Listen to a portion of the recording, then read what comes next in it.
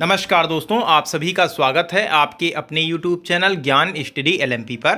दोस्तों आज हम यूपी पुलिस कांस्टेबल रिक्रूटमेंट 2024 जो आपका एग्ज़ाम होना है उसमें दोस्तों सामान्य हिंदी का प्रैक्टिस सेट नंबर 4 कराने वाले हैं। 3 प्रैक्टिस सेट दोस्तों इससे पहले हम सामान्य हिंदी के करा चुके हैं। ये 4 नंबर का प्रैक्टिस सेट है और आपके एग्ज़ाम के लिए ये काफ़ी इंपॉर्टेंट है, तो इसको आप ध्यान से हल करें। और लास्ट में कमेंट बॉक्स में आपको ये भी बताना है कि आज के प्रैक्टिस सेट में आपको कितने प्रश्न आते थे। तो आइए दोस्तों आज की क्लास शुरू करते हैं। क्लास शुरू करने से पहले अगर दोस्तों आप चैनल पर पहली बार आए हैं तो चैनल को सब्सक्राइब कर लें, साथ में बेल आइकन को एंटर प्रेस कर लें, जिससे डेली की डेली जो हमारी क्लास होती है उसकी जानकारी आपको मिल सके। तो अब दोस्तों आइए आज की क्लास शुरू करते हैं। आज की क्लास का हमारा पहला प्रश्न है, हिंदी के प्रथम प्रकाशित पत्र का नाम है। क्या नाम है आपको बताना है। सम्मेलन पत्रिका, उदंड मार्दंड, सरस्वती और नागरिक प्रचारिणी पत्रिका। तो इसका दोस्तों सही उत्तर हो जाएगा यहाँ पर दोस्तों उदंड मार्दंड सही उत्तर हो जाएगा, यानी यहाँ पर हमारा बी ऑप्शन दोस्तों सही उत्तर हो जाएगा। उदंड मार्दंड की अगर हम बात कर लें तो इसके संपादन की पहले बात करें तो इसका संपादन कोलकाता से हुआ था। और इसके संपादक की अगर बात की जाए तो जुगल किशोर ने इसका संपादक सबसे पहले किया था। तो यहाँ पर दोस्तों हमारा बी ऑप्शन सही उत्तर हो जाता है। आइए अगले प्रश्न पर चलते हैं। अगला दोस्तों हमारा प्रश्न है, हिंदी के प्रथम गद्यकार हैं। कौन है आपको बताना है। ऑप्शन है आपके मैथिली शरण गुप्त, भरतेंदु हरिश्चंद्र, लल्लू लाल, सहरप्पा। तो इसका दोस्तों सही उत्तर हो जाएगा। इसमें दोस्तों मैथिली शरण गुप्त की बात कर लें तो ये प्रथम राष्ट्रकवि के रूप में जाने जाते हैं। ये प्रथम राष्ट्रकवि के रूप में जाने जाते हैं। वहीं अगर भरतेंदु हरिश्चंद्र की बात की जाए तो भरतेंदु हरिश्चंद्र आधुनिक हिंदी के साहित्य का जनक के रूप में जाने जाते हैं। साहित्य के जनक के रूप में जाने जाते हैं। वहीं अगर हम बात कर लें लल्लू लाल की तो ये हिंदी के प्रथम गद्यकार हैं। तो यहाँ पर सी ऑप्शन दोस्तों सही उत्तर हो जाएगा। वहीं सहरप्पा की अगर हम बात कर लें तो ये प्रथम कवि हैं हिंदी के प्रथम कवि की बात कर लें तो सहरप्पा सही उत्तर हो जाएगा। वैसे यहाँ पर गद्यकार पूछा जाएगा तो सद्य गद्यकार यहाँ पर सी ऑप्शन हमारा सही उत्तर हो जाएगा। आइए अगले प्रश्न पर चलते हैं। अगला दोस्तों हमारा प्रश्न है, श्याम पेंसिल से लिखता है, इसमें कौन सा कारक है। संप्रदान कारक, कर्म कारक, अपादान कारक और कर्ण कारक। तो श्याम पेंसिल से लिखता है तो यहाँ पर कौन सा कारक आ जाएगा। से किसकी विभक्ति होती है, कर्ण कारक की। तो यहाँ पर दोस्तों डी ऑप्शन हमारा सही उत्तर हो जाएगा। कौन सा ऑप्शन है हमारा यहाँ पर सही उत्तर हो जाएगा, डी ऑप्शन यहाँ पर हमारा सही उत्तर हो जाएगा। यहाँ पर आप विभक्ति हमने आपके लिए दे रखी है, आप यहाँ पर विभक्ति देख सकते हैं। कर्ण में आप सीधे देख सकते, बाकी हमने आपको पिछली क्लास में बताई थी। कर्ण के लिए आप यहाँ पर देख लीजिए, या तो से होगा या द्वारा होगा। कर्ण के लिए ये आप पूरी देख सकते हैं, इसका स्क्रीनशॉट लेकर आप आसानी से इसको देख सकते हैं। अगले प्रश्न पर चलेंगे अब हम। अगला दोस्तों यहाँ पर हमारा प्रश्न आ जाता है, इनमें से कौन सी बोली अर्ध मगधी अपभ्रंश से निकली है। बुंदेली, भोजपुरी, बघेली, कौरवी। तो इसका दोस्तों सही उत्तर हो जाएगा बघेली। यहाँ पर हमारा दोस्तों सी ऑप्शन सही उत्तर हो जाएगा। सी ऑप्शन यहाँ पर हमारा सही उत्तर आप देख सकते हैं। बघेली भारत के बघेल खंड क्षेत्र की बोली है। बघेली भारत के बघेल खंड क्षेत्र की बोली है और बघेले राजपूतों के आधार पर रीवा तथा आसपास के क्षेत्र बघेल खंड कहलाता है। वहीं की बोली को बघेली या बघेल खंडी कहलाती है। अब अगला दोस्तों हमारा 5 नंबर का प्रश्न आ जाता है, वह लड़ाई में मारा गया। प्रयोग, इसमें दोस्तों आपको वाच्य बताना है, कौन सा वाच्य है। कर्मवाच्य, भाववाच्य, कर्मवाच्य। पहला है ए ऑप्शन में कृतवाच्य, भाववाच्य, कर्मवाच्य और डी ऑप्शन में इनमें से कोई नहीं। तो इसका दोस्तों सही उत्तर है कृतवाच्य, यहाँ पर सही उत्तर हो जाएगा। यानी यहाँ पर हमारा कृतवाच्य यहाँ पर हमारा सही उत्तर हो जाएगा, यानी ए ऑप्शन दोस्तों इस प्रश्न का सही उत्तर हो जाएगा। यहाँ पर आप वाच्य दिया हुआ हमने देख सकते हैं। वाच्य किसे कहते हैं, क्रिया के जिस रूप से यह जाना जाए कि वाक्य में क्रिया का मुख्य संबंध कर्ता, कर्म और भाव में से किससे है, वहां पर वो वाच्य होता है। अब अलग अलग हमने तीनों की परिभाषा यहाँ पर यहाँ पे कृतवाच की ऑप्शन था, तो कृतवाच की हमने परिभाषा दे रखी है, आप यहाँ पर देख सकते हैं।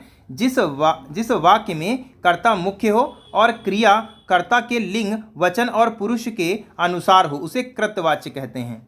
जैसे उदाहरण में हमने दे रखा है, लड़कियां बाजार जा रही हैं, आप देख सकते हैं। और कर्मवाच्य जिसमें कर्म प्रधान होता है वो हमारा कर्मवाच्य हो जाता है। जैसे लड़कियों द्वारा बाजार जाएगा, इसमें अक्सर द्वारा आप शब्द देख सकते हैं। तो अगला दोस्तों प्रश्न पर हम देखेंगे, एक वचन शब्द का चयन की करना है आपको। होश, हस्ताक्षर, अनेक, हर एक। तो इसमें दोस्तों हमने आपको पिछली क्लास में हर एक हस्ताक्षर के बारे में बताया था। ये हमेशा बहुवचन में इस्तेमाल किया जाने वाला शब्द है। अनेक ये भी बहुवचन में इस्तेमाल किया जाने वाला शब्द है, और होश ये भी बहुवचन में इस्तेमाल किया जाना है। हस्ताक्षर जो आपका शब्द है ये हमेशा इस्तेमाल किया जाएगा बहुवचन में ही हमेशा इसका इस्तेमाल किया जाता है। तो इस प्रश्न का दोस्तों सही उत्तर हो जाएगा ऑप्शन डी, यहाँ पर सही उत्तर हो जाएगा। हर एक, डी ऑप्शन यहाँ पर हमारा सही उत्तर हो जाएगा। यहाँ पर देखिए दोस्तों, हम कुछ आपके बहुवचन जो हमेशा इस्तेमाल किए जाते हैं या कुछ हमेशा एक वचन इस्तेमाल किए जाते हैं, दोनों ही हम यहाँ पर लाए हैं। कुछ शब्द सदैव बहुवचन के रूप में ही इस्तेमाल किए जाते हैं। जैसे हस्ताक्षर हमने कल भी आपको बताया था, आंसू, दर्शन, ये हमने पिछले कल की क्लास में भी आपको हमने बताई थी। प्राण, दाम, अक्षत, लोग, ये शब्द दोस्तों हमेशा आपके बहुवचन के रूप में ही इस्तेमाल किए जाते हैं। वहीं एक वचन की अगर बात कर लें तो उसमें आप देख सकते हैं बारिश, पानी, दूध, घी, दही, आकाश, जनता, ये जो शब्द हैं दोस्तों हमेशा एक वचन में इस्तेमाल किए जाते हैं। आइए अगले प्रश्न को देखते हैं। अगला दोस्तों हमारा प्रश्न है, बेताल पचीसी किस विशेषण का उदाहरण है? अपूर्ण संख्यावाचक, पूर्ण संख्यावाचक, क्रम संख्यावाचक और समुदायवाचक। तो 7 नंबर के प्रश्न का हमारा डी ऑप्शन दोस्तों सही उत्तर हो जाएगा। समुदायवाचक यहाँ पर सही उत्तर हो जाएगा, यानी डी ऑप्शन दोस्तों यहाँ पर हमारा सही उत्तर हो जाता है। या यहाँ पर दोस्तों फिर हमने बना के रखा, आप देख सकते हैं, बेताल पचीसी में समुदाय का बोध हो रहा है। और समुदायवाचक विशेषण होती क्या है? यह वस्तुओं की सामुदायिक संख्या को व्यक्त करता है, जैसे 1 जोड़ी चप्पल, 5 दर्जन कॉपियां। तो इस प्रकार दोस्तों यहां पर समुदायवाचक हमारा सही उत्तर हो जाएगा। आइए अगले प्रश्न पर चलेंगे। अगला दोस्तों हमारा 8 नंबर का प्रश्न आ जाता है, दिए गए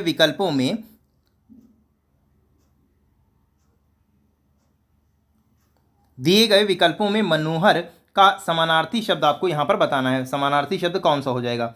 जैसे दिलचस्प दिया हुआ है, सुहावना दिया हुआ है, रोचक दिया हुआ है और दस्ता दिया हुआ है। तो मनोहर का यहां पर सही उत्तर हो जाएगा सुहावना, सही हो जाएगा, यानी यहां पर हमारा बी ऑप्शन दोस्तों इस प्रश्न का सही उत्तर हो जाएगा। वहीं दिलचस्प की अगर बात कर ली जाए तो दिलचस्प का पर्यायवाची होता है रुचिकर या मनोरंजक, समानार्थी शब्द। वहीं अगर रोचक की बात कर ली जाए तो रोचक में हो जाएगा आपका प्रिय, दिलचस्प या मनोरंजक। और वहीं दास्ता की बात कर ली जाए तो दास्ता में हो जाएगा आपका गुलामी, परतंत्रता हो जाएगी। तो आइए अगले, यहाँ पर हमारा बी ऑप्शन सही उत्तर हो जाएगा। आइए अगले प्रश्न पर चल देंगे। अगला दोस्तों हमारा प्रश्न है, छाया है माथे पर आशीर्वाद सा, पंक्ति में प्रयुक्त अलंकार आपको बताना है। कौन सा अलंकार यहाँ पर लिया गया है? पुनरुक्ति, अनुप्रास, उपमा, श्लेष। तो इसमें दोस्तों हो जाएगा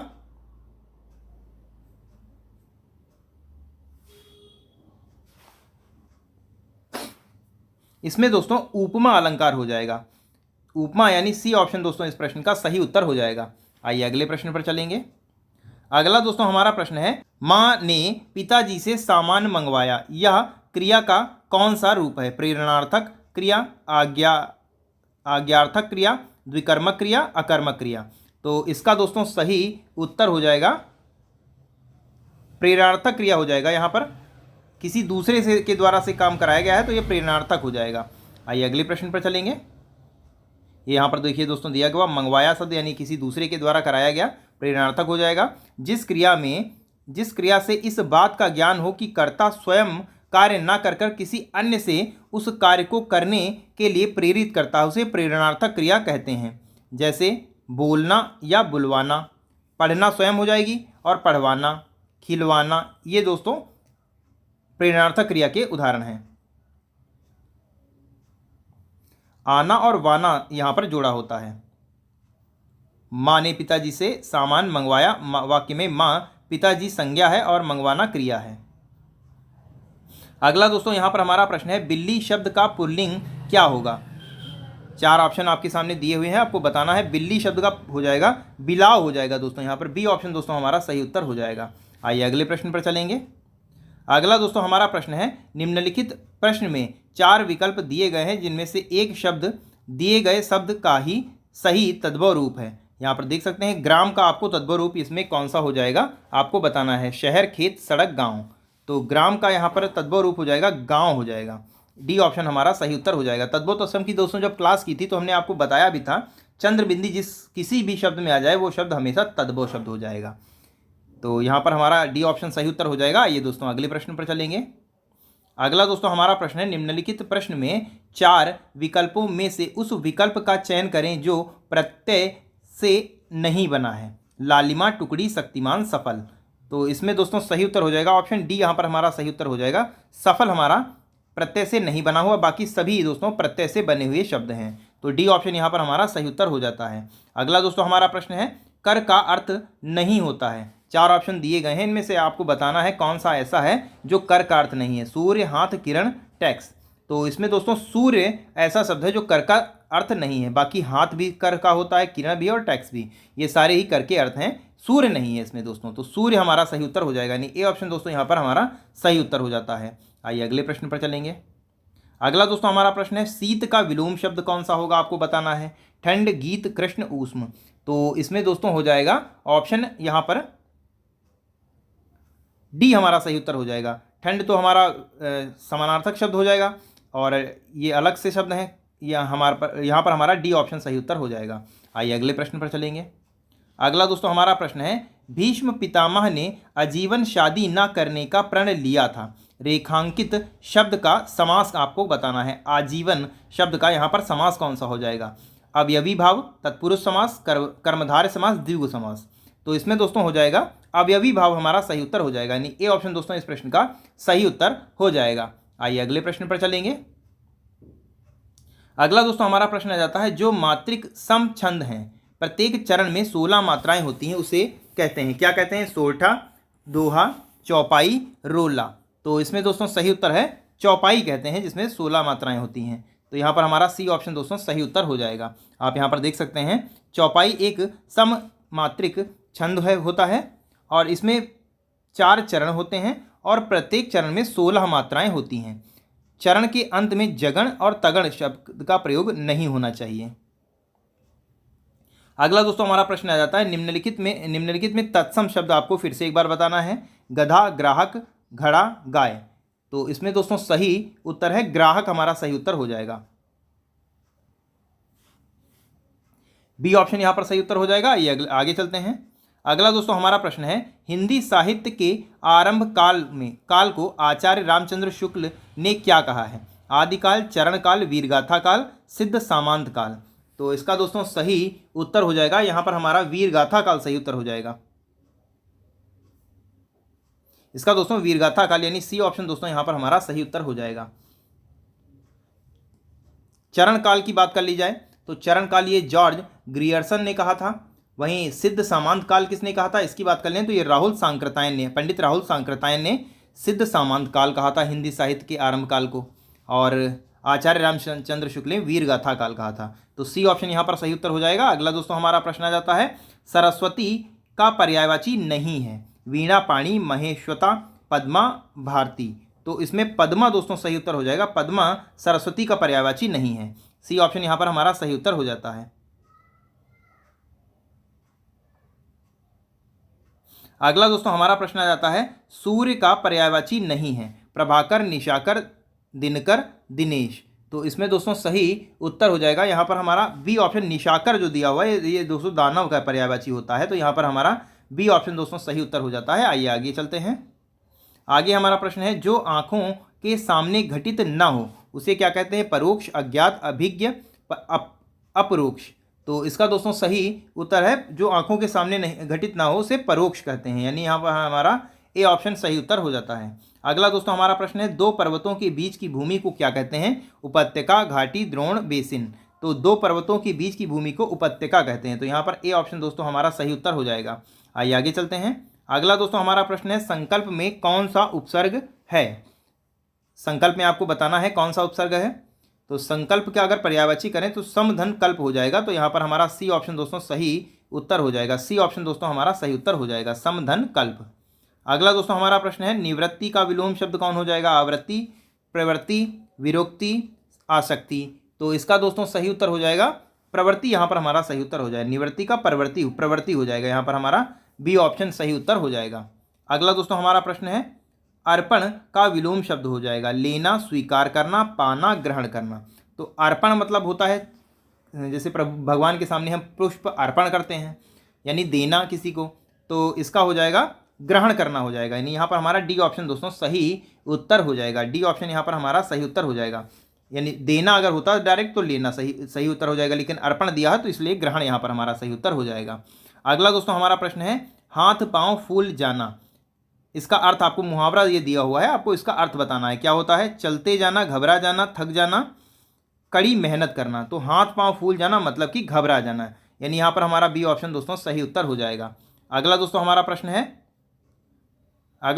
प्रश्न है, हाथ ऊंचा होना मुहावरे का सही अर्थ क्या होगा? युद्ध में विजय प्राप्त कर लेना, अत्यधिक प्रतिष्ठित होना, अत्यधिक प्रतिष्ठित होना, दान आदि के लिए मन में उदारता का भाव होना, और किसी को मारने के लिए हाथ उठाना। तो इसका दोस्तों सही उत्तर हो जाएगा दान आदि के लिए मन में उदारता का भाव होना। तो यहाँ पर हमारा सी ऑप्शन दोस्तों सही उत्तर हो जाएगा। आइए दोस्तों अगले प्रश्न पर चलते हैं। अगला दोस्तों है, बहुब्रीहि समास है में क्या इसमें होता है आपको बताना है। पूर्व पद प्रधान होता है, उत्तर या द्वितीय पद प्रधान होता है, तृतीय पद प्रधान होता है, दोनों पद प्रधान होते हैं।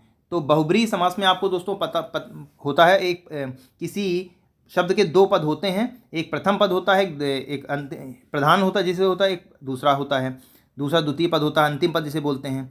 इसमें दोस्तों बहुब्रीहि समास में ना तो ये प्रधान होता है ना तो ये प्रधान होता है, इसमें कोई अन्य पद प्रधान हो जाता है। तो यहाँ पर सी ऑप्शन दोस्तों हमारा सही उत्तर हो जाएगा।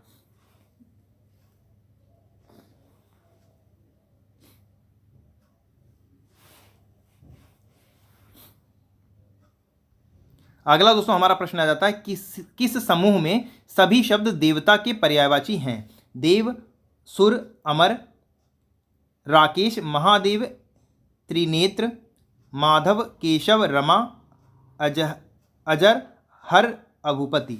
तो इसमें दोस्तों देवता का पर्यायवाची पूछा गया, तो एक ए ऑप्शन में जो दिए हुए ये सारे ही देवता के ऑप्शन हैं, देवता के पर्यायवाची हैं। तो ए ऑप्शन दोस्तों यहाँ पर सही उत्तर हो जाएगा। अगला दोस्तों हमारा प्रश्न आ जाता है, 31 नंबर का प्रश्न आ जाता है, निम्नलिखित विकल्पों में किसकी वर्तनी अशुद्ध है? मनुष्य एकदम सही लिखा हुआ है, पोषक भी सही लिखा हुआ है, निरपेक्ष भी सही लिखा हुआ है। जीर्णोद्धान हमारा सही उत्तर हो जाएगा। जीर्णोद्धान में दोस्तों जा में बड़ी ई की पाई हो जाएगी, बाकी दोस्तों सही है जी। तो यहाँ पर डी ऑप्शन दोस्तों हमारा सही उत्तर हो जाएगा। अगला दोस्तों हमारा प्रश्न है, सही वर्तनी वाले शब्द का चयन करना है आपको। इसमें कौन सा शब्द है जिसकी वर्तनी एकदम सही है? इसमें दोस्तों बी ऑप्शन में जो उपयुक्त लिखा है इसकी वर्तनी एकदम शुद्ध है, तो बी ऑप्शन यहाँ पर हमारा सही हो जाएगा। अगला दोस्तों 33 नंबर का हमारा प्रश्न आ जाता है, निम्नलिखित वाक्य में कौन सा वाक्य शुद्ध है आपको बताना है। राम का दर्शन पाकर, ये तो गलत हो जाएगा दोस्तों, राम के दर्शन हो जाएगा, तो ये हमारा गलत हो जाएगा, ये गलत हो जाएगा। भांडा फूटने पर उसकी गर्दन लज्जा से नीचे हो गई, झुक गई होना चाहिए था दोस्तों, ये भी गलत हो जाएगा। अगला है, इस चिकित्सालय में सर्वोत्कृष्ट रोगों की चिकित्सा उपलब्ध है, ये भी दोस्तों गलत हो जाएगा।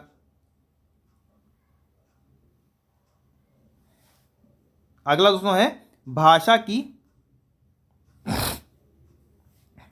की मानकीकरण के लिए व्याकरण जरूरी है, तो डी ऑप्शन दोस्तों यहाँ पर हमारा एकदम सही है। डी ऑप्शन यहाँ पर सही उत्तर हो जाएगा।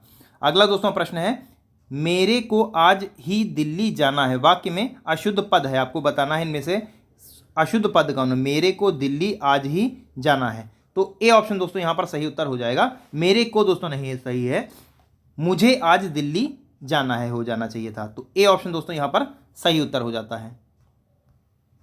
अगला दोस्तों हमारा प्रश्न है, निम्नलिखित में से 4 विकल्पों में से उस विकल्प का चयन करें जो शुद्ध वाक्य का सबसे अच्छा विकल्प है। इसी को क्षमा किया,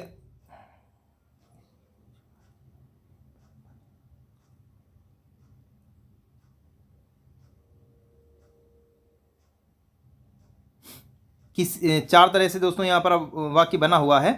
किसी को क्षमा करने में बड़प्पन है, किसी को क्षमा करने में ही बड़प्पन है, किसी को क्षमा करने में ही बड़प्पन है।